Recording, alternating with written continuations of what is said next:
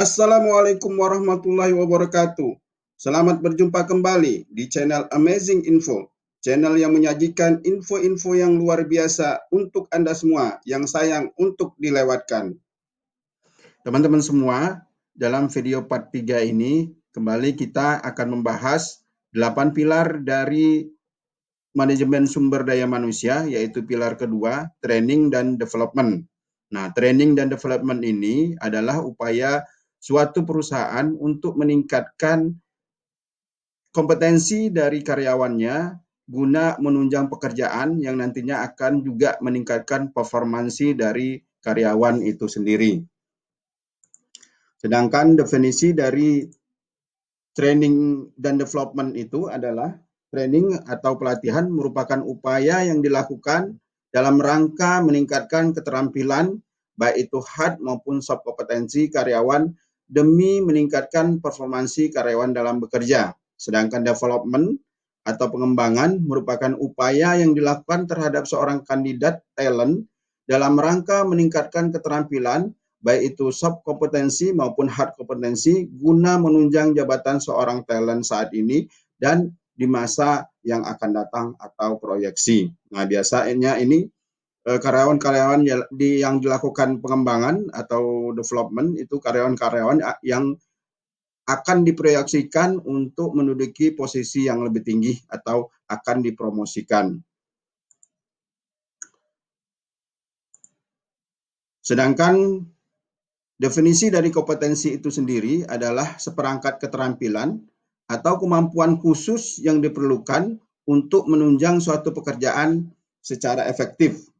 Nah, kompetensi kerja atau kompetensi karyawan dapat memberikan gambaran yang jelas tentang apa yang diharapkan dari karyawan dalam kaitannya dengan kinerja di tempat kerja. Kompetensi juga memberi pemahaman tentang perilaku apa yang harus kamu kembangkan di tempat kerja agar dapat dinilai dan dihargai. Itu sebabnya agar mencapai kompetensi karyawan yang dibutuhkan, kita harus mampu melakukan berbagai tugas pada tingkat kemahiran yang ditarikan untuk posisi tersebut. Kompetensi karyawan juga menggambarkan kemampuan dalam melakukan suatu pekerjaan.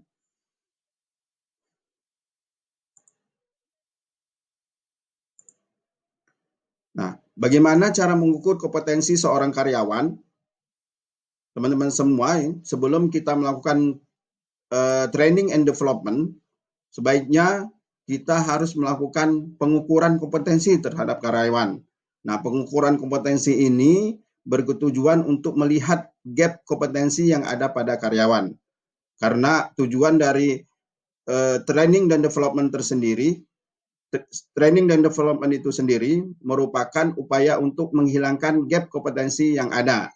Jadi, gap-gap yang ada pada seorang karyawan sesuai dengan jabatannya akan dilakukan pengembangan atau dihilangkan gap tersebut dengan mengirimkan karyawan tersebut ke program pendidikan dan pelatihan atau training dan development.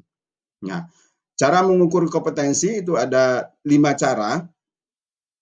Yang pertama, pemberian tes. Nah, ini dengan memberikan lembar kuesioner kepada seorang karyawan dan karyawan tersebut dengan jujur mengisi kuesioner tersebut sesuai dengan kondisi pribadinya sendiri.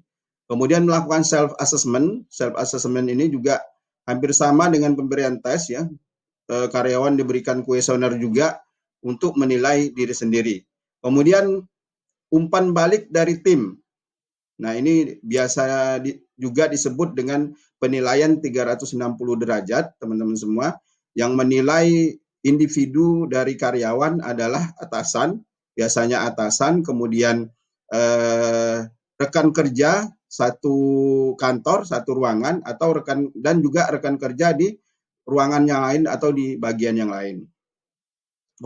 Kemudian yang keempat, posisikan mereka dalam situasi nyata. Nah, ini seperti memberikan penugasan khusus atau special assignment kepada seorang pegawai, di mana karyawan atau pegawai tersebut diwajibkan untuk melakukan suatu tugas tertentu yang nanti akan dinilai oleh atasan langsung. Yang kelima yaitu meminta umpan balik dari klien. Nah, cara ini dilakukan dengan meminta klien memberikan penilaian terhadap seorang karyawan yang telah memberikan pelayanan kepada klien tersebut.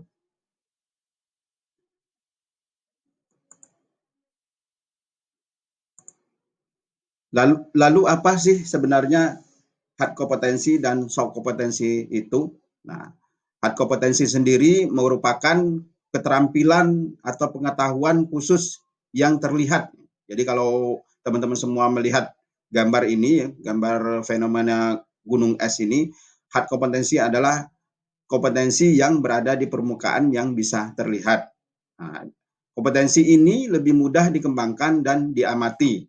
Nah, dengan memberikan training, maka seorang karyawan akan mendapatkan pengetahuan atau akan mendapatkan keterampilan-keterampilan baru. Nah, misalkan pengetahuan mengenai penghitungan akuntansi, mengoperasikan komputer, dan lain sebagainya itu merupakan hard kompetensi.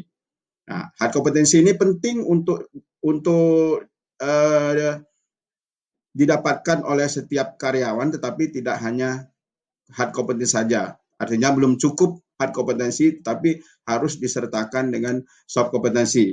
Lalu soft kompetensi itu apa? Soft kompetensi adalah kompetensi yang tidak terlihat sebetulnya. Nah, fenomena gunung es ini soft kompetensi berada di bawah yang biasanya tidak terlihat ya, tetapi perannya cukup penting.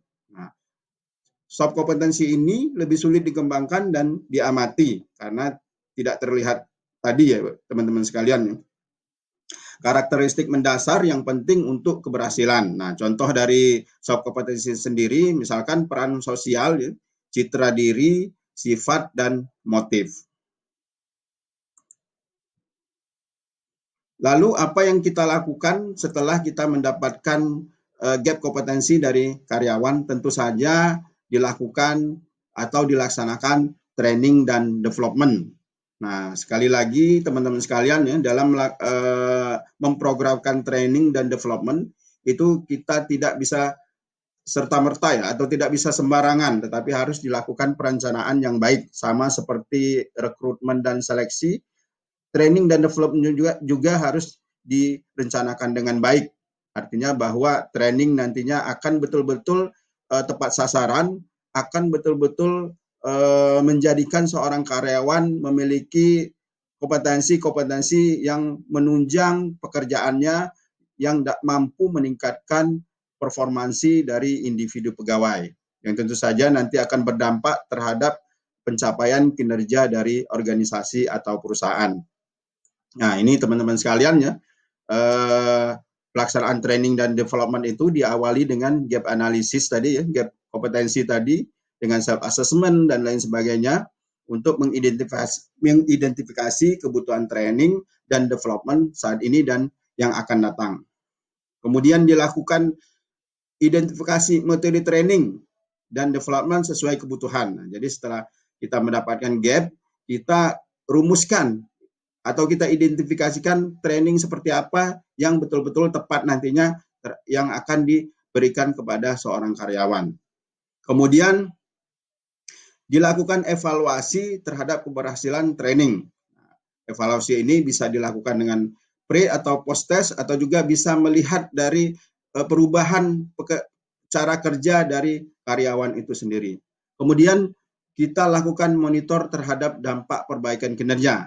Nah, itu tadi teman-teman sekalian, setelah menerima training dan development diharapkan dapat berdampak terhadap perbaikan kinerja, baik kinerja individu maupun kinerja dari organisasi atau perusahaan. Nah, ini teman-teman semua ya, ini ada kompetensi yang paling dibutuhkan perusahaan saat ini. Setiap perusahaan membutuhkan kompetensi-kompetensi ini. Yang pertama adalah communication. Nah, communication atau komunikasi ini merupakan kompetensi untuk para karyawan melakukan atau berinteraksi antara satu karyawan dengan karyawan yang lainnya dalam hal pekerjaan, apalagi dalam satu kelompok atau tim. Yang kedua, continuous learning. pola pikir ingin terus belajar juga membantu karyawan beradaptasi di tengah perubahan industri yang berkembang pesat. Mereka juga memiliki peluang lebih baik untuk sukses dalam waktu yang lama.